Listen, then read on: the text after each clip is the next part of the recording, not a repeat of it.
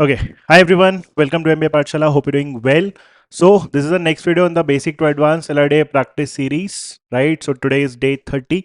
And before we begin, very important announcement. So, we have just started with our last batch for CAT 25, that is the elite batch, right? This batch started from the 10th of June, right? So, yesterday basically.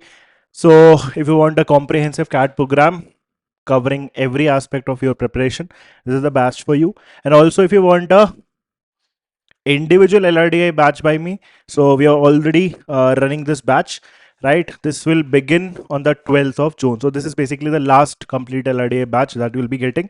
So ये दोनों batches का जो link है description में it is available. If you want to enroll, you can just check out the batches. ठीक है? Also a few more batches, that is Arjuna batch, very important for those who are actually targeting OMIT specifically, right? So अगर तुम specifically OMITs, that is SNAP, NMAT, right and बाकी CMAT वगैरह exams के लिए अगर आप target कर रहे हो so definitely check out this particular batch must for all the OMID aspirants. And finally, if you are looking for our test series program, so test series is already running.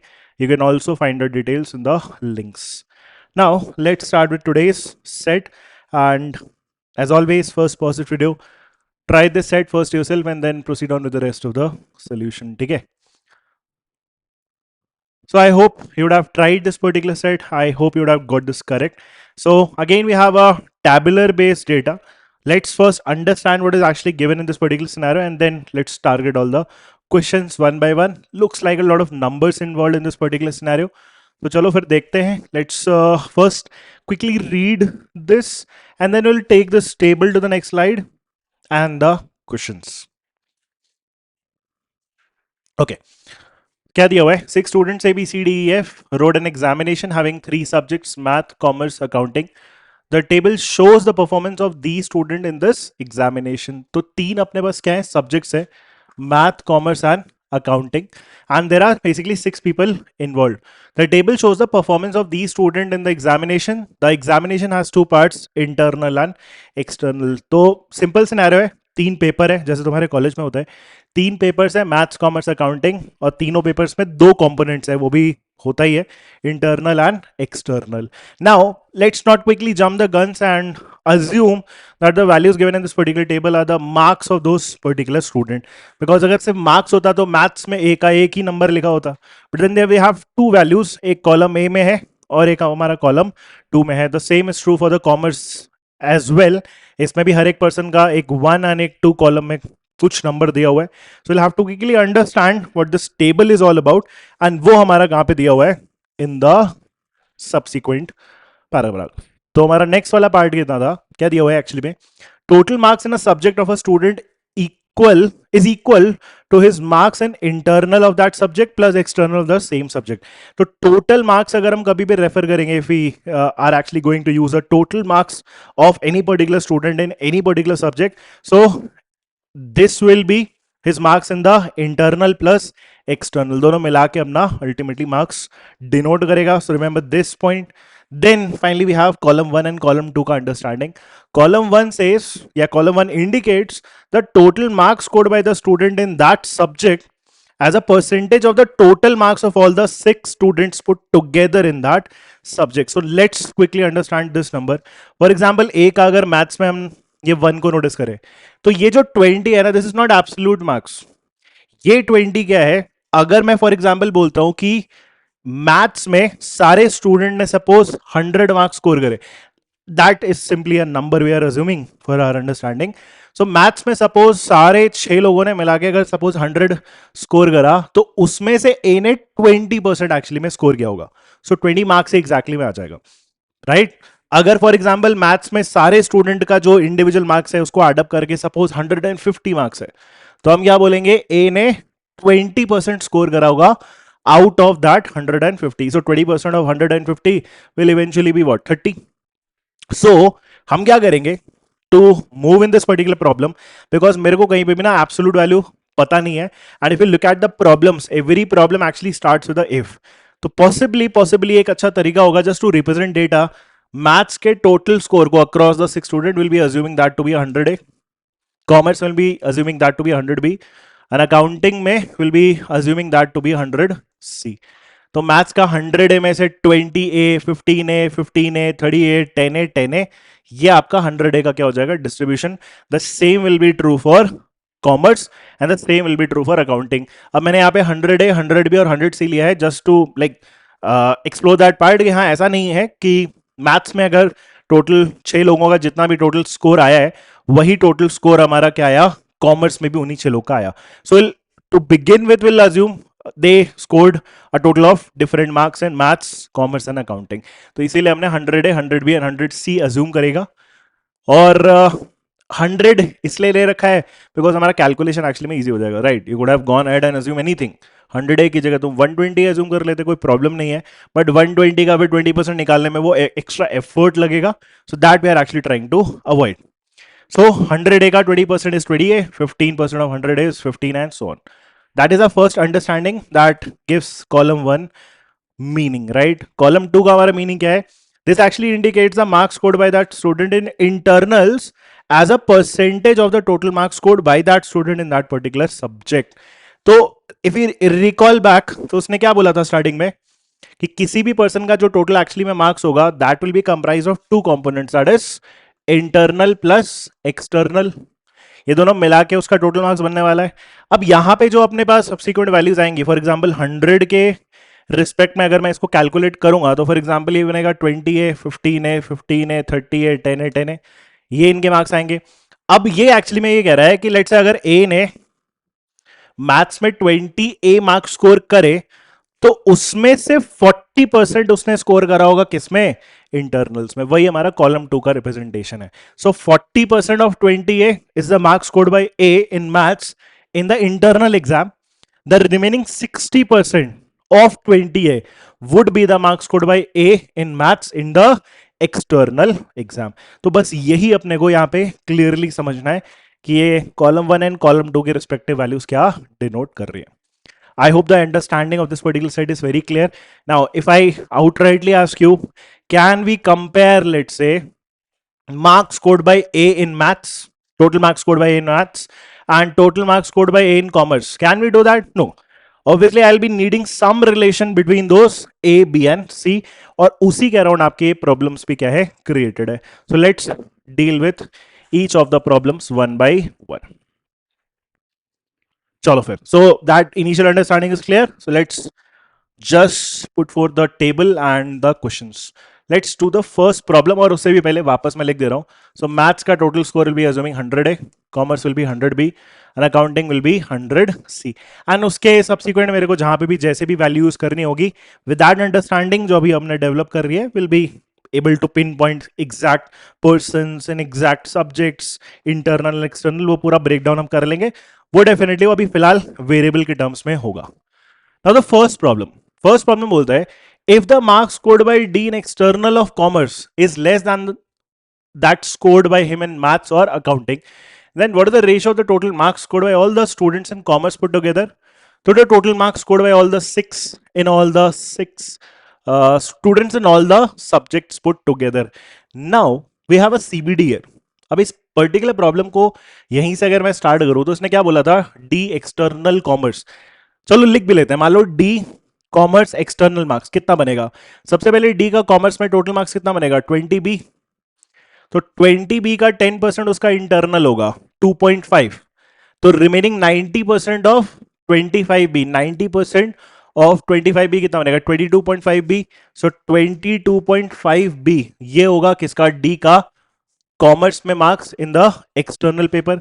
Right, so this will be external A, sorry D and in commerce. Now इसके लिए relation या inequality क्या बोल रखा है, this has to be less than that scored by him in maths और accounting. So इसी person का डी का कॉमर्स में जो एक्सटर्नल है this has to be less than that scored by him in maths और अकाउंटिंग. तो let's say maths का अगर मैं इसका स्कोर देखना स्टार्ट करूं डी का, तो ये 30A बनेगा. 20% of 30A would B 6A. 80% हमारा एक्सटर्नल होगा तो 80% of 30A would be 24A. So this has to be what, 24A से लेस.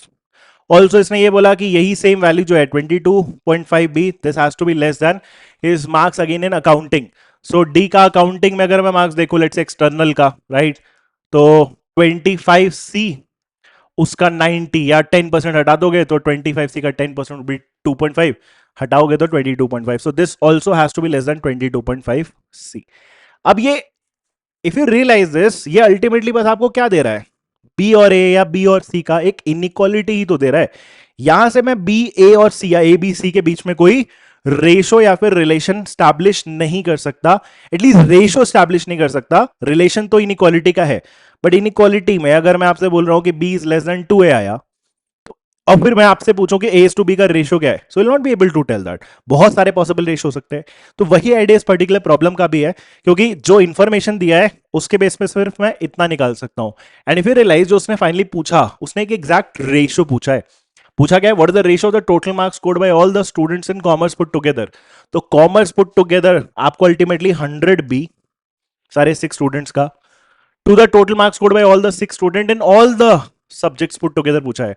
सो आपको 100 बी इज टू क्या पूछा है, 100 ए प्लस 100 बी प्लस 100 सी का क्या पूछा है, रेशियो पूछा है.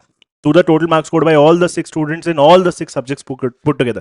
Now, even though you can go ahead and say कि हाँ चलो 100 हमारा क्या हो जाएगा, कैंसिल आउट हो जाएगा, बट इवेंचुअली आपको b upon a plus b plus c का फ्रैक्शन चाहिए या फिर रेशियो चाहिए. That will not be able to tell from the inequality we currently have, right. So इसीलिए हमारा इस पर्टिकुलर प्रॉब्लम का आंसर क्या बन जाएगा, के not be determined, right. I hope this is clear. Let's move to the next problem. अब मेरे को सेकंड एंड थर्ड में एटलीस्ट सीबीडी नहीं दिख रहा है, so will be targeting the problem with the mindset यहाँ वैल्यू अपना डेफिनेटली कुछ ना कुछ तो निकलेगा ही. Let's do this. Second problem, if the marks scored by E, if the marks scored by E in the internal of maths is same as the marks scored by A in internal of accounting. So let's write that relation.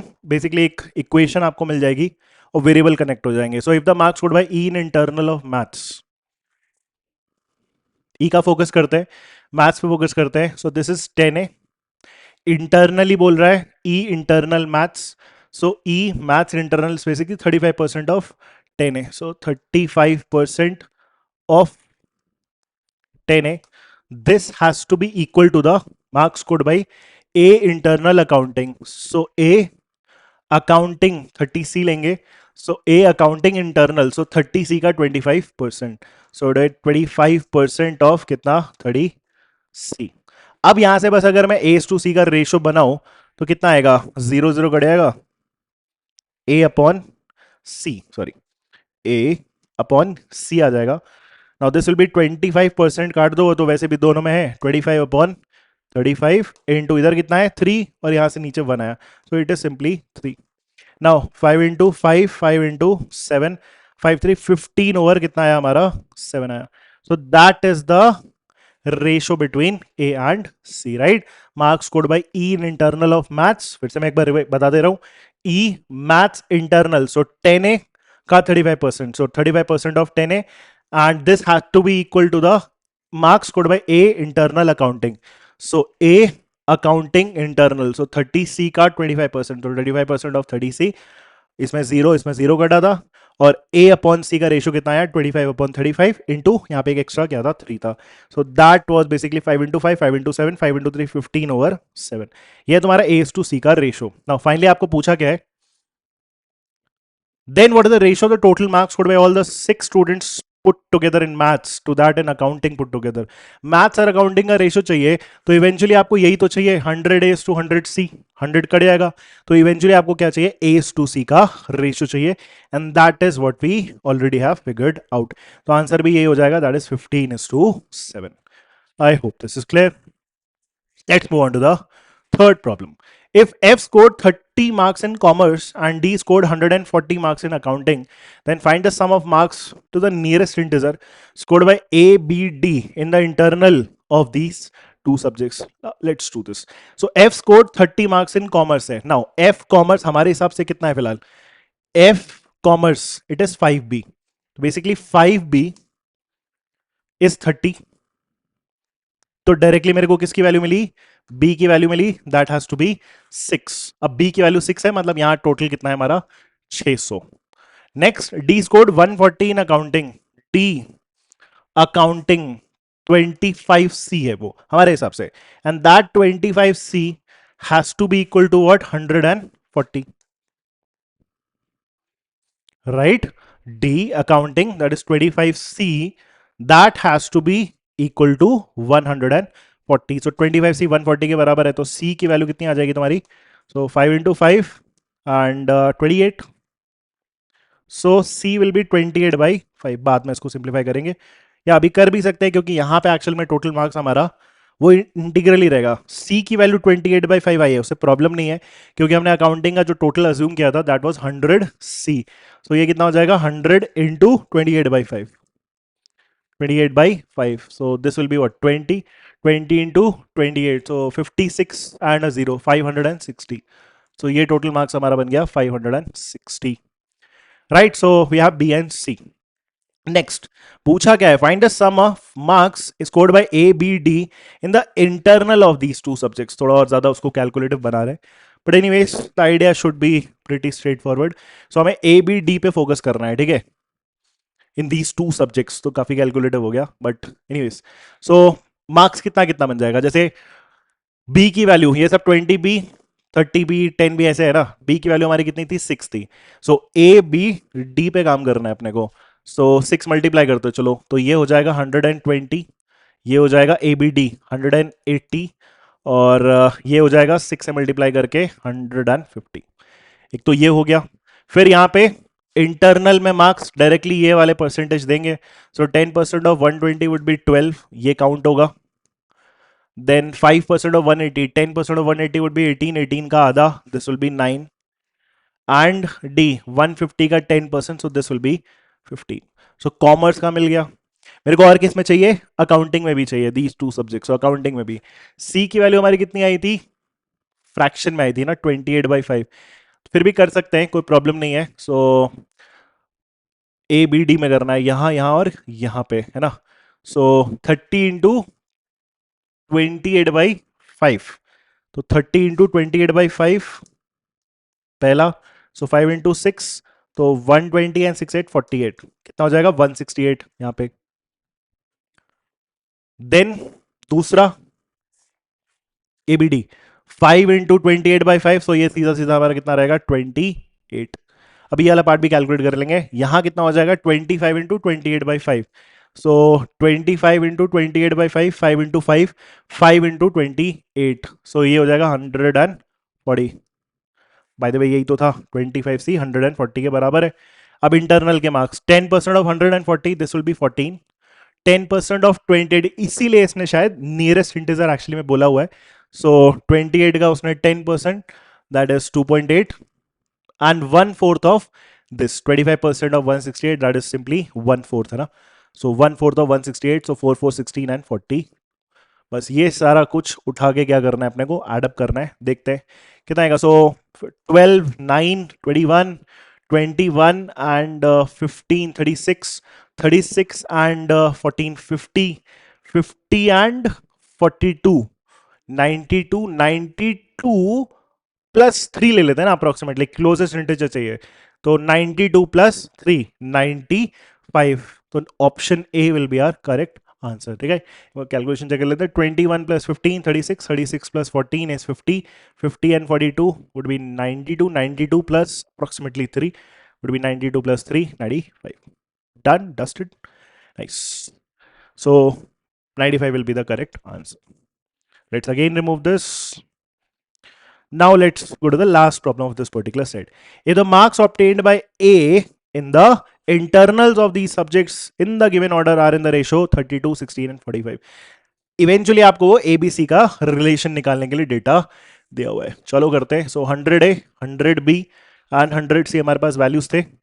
ए का internal of the subject, सो ए पे focus करना है, तो कितना हो जाएगा 20A का 40%, 20A का 40%, 8A, सो 8A, राइट। आगे जाके रेशियो है ना, सो 8A इज टू यहाँ पे 20B का 10%, सो 2B इज टू 30C का 25%, बाई 4 करना है ना, सो 30/4, 30/4 वुड बी 15/2, सो 15C/, क्या आ जाएगा।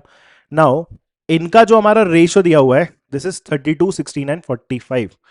सो दिस इज 32, 16 एंड कितना 45. तो यहां से हम क्या कर सकते हैं, एक्चुअली में ए बी सी का रेशियो निकाल सकते हैं. बात तो आसान है. जैसे 32 यूनिट्स ये हुआ, ये 16 यूनिट्स हुआ, ये 45 यूनिट्स हुआ, तो ए बी सी का रेशियो क्या हो जाएगा वो देख लो. सो कितना है, let's do this in a different colour. तो जैसे 8 है हमारा, 32 है, तो ए की वैल्यू कितनी हो जाएगी तुम्हारी 4. 2 बी तुम्हारा 16 है, तो बी की वैल्यू कितनी हो जाएगी 8. और 15 सी बाई टू 45 के बराबर है, तो 15 इंटू 3 इज 45. तो c बाई टू इज 3, तो c की वैल्यू कितनी हो जाएगी तुम्हारी 6 हो जाएगी. सो 4:8:6 का हमारा क्या आ जाएगा ratio to get these values to 32, 16 and 45. Nice, perfect. अब आपको पूछा क्या finally, what is the ratio the marks scored by B in external of these three subjects. तो बी इन एक्सटर्नल वापस वही सेम चीज है, तो 4, 8, 6 याद रखना. या फिर आप चाहो तो इसको और सिंप्लीफाई कर सकते हो, बिकॉज ये सारे 2 के मल्टीपल है. तो 2 से कैंसिल आउट करा 4, और ये क्या हो जाएगा हमारा 3. 2, 4, 3 का रेशियो रहेगा हमारा ए बी और सी में. बस किसके लिए करना था मेरे को, बी के एक्सटर्नल में है, ध्यान रखना. सो 15A का 85% आएगा, है ना. तो यहां लिख लेते हैं. So 85% of 15A is to 95% of 30B, 95% of 30B, and this will be equal to कितना, ये 5C है. So 90% of 5C. वो मैं बड़े परसेंट क्यों ले रहा हूं, बिकॉज ये इंटरनल के परसेंट थे, अपने को एक्सटर्नल के परसेंट चाहिए था, ध्यान रखना, ठीक है. सो बी का ये 5C का 90%, सो 90% ऑफ कितना 5C. अब देखो यहां पे क्या है, परसेंट तो तीनों में ही कॉमन है, वो भी कट जाएगा, बिकॉज इवेंचुअली आपको क्या चाहिए, रेशो ही चाहिए. बस अब आप क्या कर दो, आप अपना ये जो एबीसी आया है, दैट इज 2:4:3, इसको यहां पे क्या कर देते हैं, प्लग इन कर देते हैं. राइट, इसको यहां पे क्या कर दो, प्लग इन कर दो. मैं तो यहां पे 15A था. आओ जरा सिंप्लीफाई करा जाए. सो 85 इंटू 15 इंटू ए की वैल्यू हमारी कितनी 2. दूसरा क्या बनेगा हमारा 95 इंटू 30B. सो 30 इंटू बी कितना हमारा 4. And last but not the least, ये कितना लास्ट में 90 इंटू कितना 5, और सी कितना है हमारा यहाँ पे 3. So this has to be a 3.